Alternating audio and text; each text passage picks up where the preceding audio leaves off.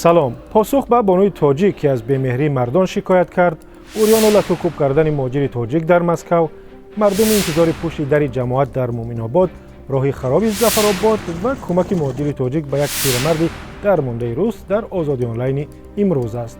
پیش از این همه ویدیویی را می‌بینیم که یک جوان تاجیک از بازداشتگاه مسکو فرستاد. خودش میگوید که به آنها چی کردند. тамошо кунем бинед моро документумон 100% бурдамон адел 3 рӯз маҳкамон кардан сари суди бор бурдамон суд отказ кард инавонао амрамона нигоҳ ки ғам тандали чиш кардан заданаш нам дурунда 3 рӯз нафаи тандалиш хоб кардагерам марда. از روسیه می رویم به جماعتی به نام نورعلیشان نظرف در ناحیه مومن‌آباد. ویدیو را یک ساکن کارافتاده فرستاد و نقل کرد که روز دوشنبه گذشته برای کار به آنجا رفت ولی به غیر از یک نفر کسی را پیدا نکرد. و در این ویدیو گفت در این ساعت‌ها باید نمایندگان جماعت در اتاق‌های کاری باشند، مراجعت‌های مردم را شنوند و کارشان را اجرا کنند. اما به قبلی مؤلف ویدیو فقط یک نماینده جماعت حضور داشت که به ساکنان سند می‌دهد. دیدن ویدیو را بعد از نگاه به بحث‌های هفته ادامه می‌دهیم. مراجعت یک بانوی تاجیک که در برنامه گذشته از بی‌مهری مردان شکایت کرد، بحثی درازی را در صفحه ما در اینستاگرام برانگیخت. کاربر با نام جک کیتسانس نوشته است: راست میگوید این زن، دختر مردم برای شما مزاح نیست. پدر و مادر دختر با یک جهان امید جگربندشان را به تو دادند. خوار و زار نکنید این دختر مردم را.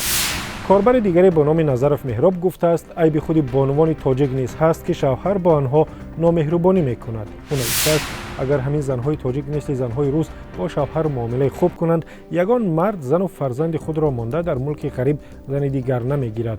وقتی شوهر از کار میآید مثل آن که دشمنش آمده باشد با قهر و خشم او را پیشواز میگیرد، نوشته است او. زیاد یونس کاربر دیگری صفحه ما در اینستاگرام به بانوان تاجیک توصیه داده است به قدر خودشان برسند تا دیگران نیز آنها را قدر کنند. توصیه‌اش چنین است: چگونه رفتار کردن شوهر از خود شما وابستگی دارد.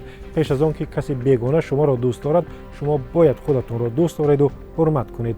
تعداد زیادی زنان روز قدر و قیمت خود را می‌دانند که به شوهر زندگی کردن ممکن از عهده خویش برمی‌آیند. از این رو به یگان دغلی مردها طاقت نمی‌کنند و از این رو مردها هم با آنها مثل انسان رفتار می‌کنند. برمیگردیم بعد دیدن ویدیوهای شما. ویدیویی را که حالا می‌بینیم از ناحیه ظفرآباد فرستادند. مؤلف در واتساپ به رادیو آزادی نوشت همین راه را که 30 کیلومتر از 2 سال پیشتر منفرش کردند ولی 10 کیلومترش ماند و هیچ کسی نیست به داد مردم شهرک بختی برسد و 10 کیلومتری باقی مانده را تعمیر کند. و برمیگردیم به روسیه به نزد یک مهاجر تاجیک که میگوید پیرمردی درمانده روسی را در شهر کراسنویارسک در راه یافته کمک کرد و قول مؤلف پیرمرد را از خانه پیرانسالان راندند. مسافر در یاردم کیم در همین راه مانده سون پومشا دادیم خیلی راه пулиша насиб боша ай остановка ёфтимаш. Подождите, сейчас автобус придет, я вас посажу. Не надо остановить такси. Не надо. Бечора дар рах мондааст, ай ҷое ки мусофирдорро чӣ менам сирш кардан. Ҳамин ёфтум айра рости гапа бигум дилам суд ёрдамаш кардам. شما هم ویدیو و عکس و نظرهای خود را به ما فرستید از طریق شماره که میبینید و به هر وسیله که میخواهید، واتساپ، وایبر و یا تلگرام و ایما. نظر و اندیشه‌هایتان را هم ثبت کرده بفرستید، البته نشر میکنیم. تا دیدار در برنامه دیگر.